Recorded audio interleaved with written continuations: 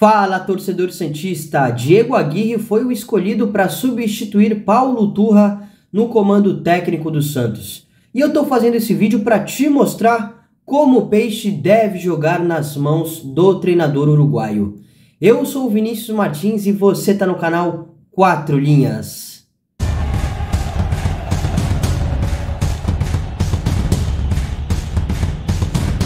Diego Aguirre começou sua carreira trabalhando por equipes aqui do futebol sul-americano. Rodou por diversos países.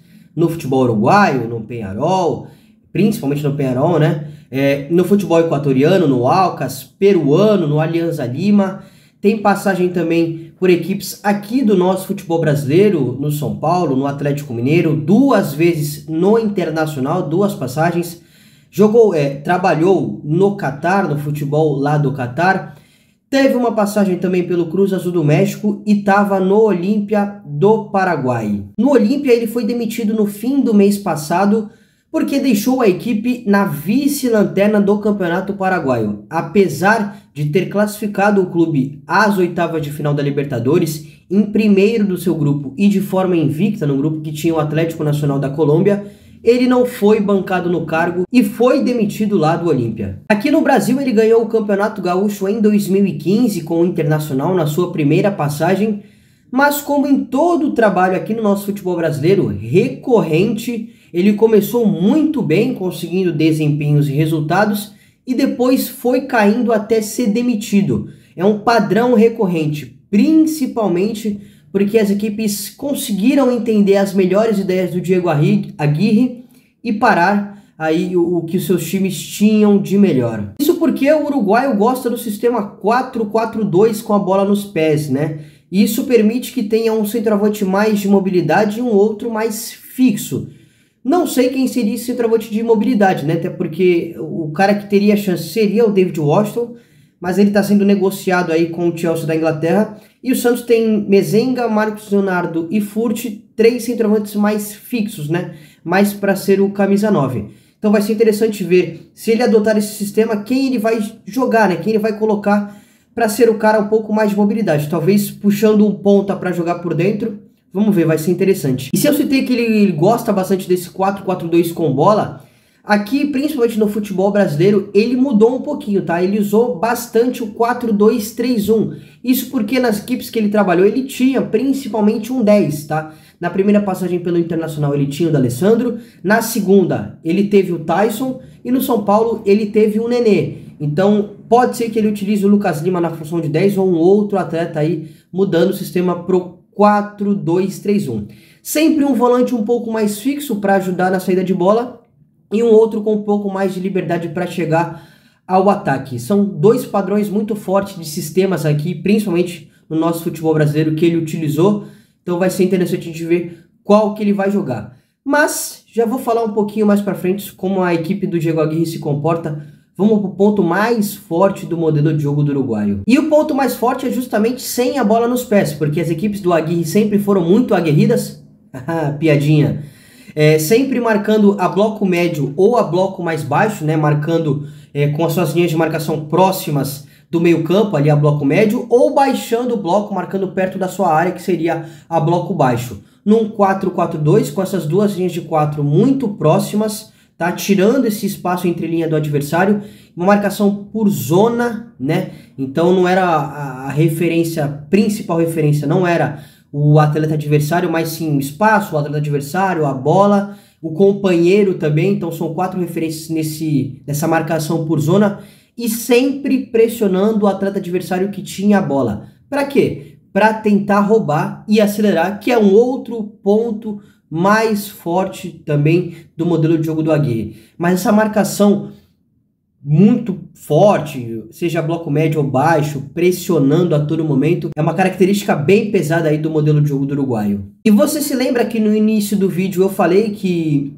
a equipe conseguiu os resultados e desempenhos no início de trabalho dele e depois ia caindo o rendimento, o desempenho e ele era demitido, principalmente porque os adversários conseguiam barrar o que eu vou te contar agora. Por quê?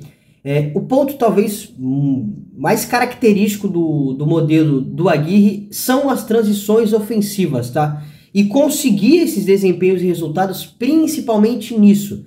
Mas depois, como eu havia citado, as equipes conseguiam barrar. E qual é a principal característica dessa transição ofensiva dos times do Diego Aguirre, né? Nesses principalmente contra-ataques. Então, quando roubava a bola, a equipe sempre buscava tirar ela da pressão do adversário, né?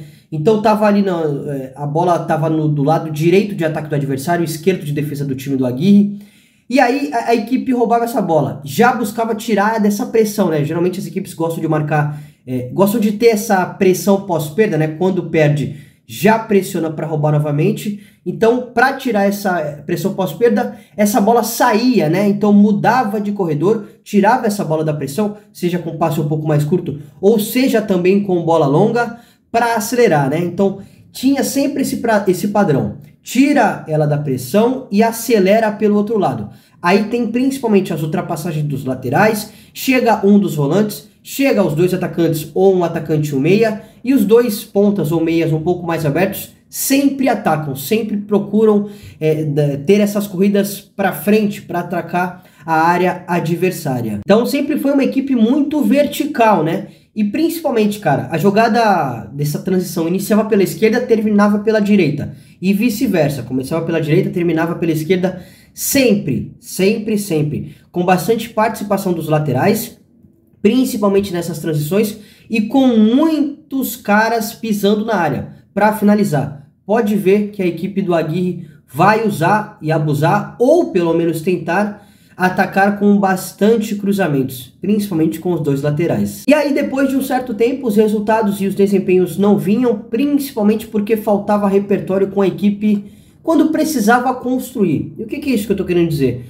Quando as equipes do Aguirre tinham que entrar no campo de ataque, né, com o adversário bem postado lá atrás, marcando com a sua linha de marcação, e o Aguirre tinha que propor o jogo, né, tinha que apresentar repertório, na organização ofensiva, né, no campo de ataque com um pouco mais de paciência, e aí faltavam soluções. O Aguirre gosta geralmente de uma saída com bastante gente, né, então com participação dos dois zagueiros, dos dois laterais, principalmente do primeiro volante, para explorar os espaços nas costas da defesa adversária, né? Então é esse movimento de atrair para atacar o espaço nas costas. Mas também utiliza bastante da bola longa, tá? Então não vai ser demérito algum a gente ver os times do Aguirre, principalmente o Santos, usando essa bola longa, seja a partir do goleiro para encontrar o centroavante numa situação mais favorável, seja dos zagueiros, né, utilizando essa bola longa, um passe um pouco mais direcionado, mas quando já estava no campo de ataque é difícil a gente encontrar padrões.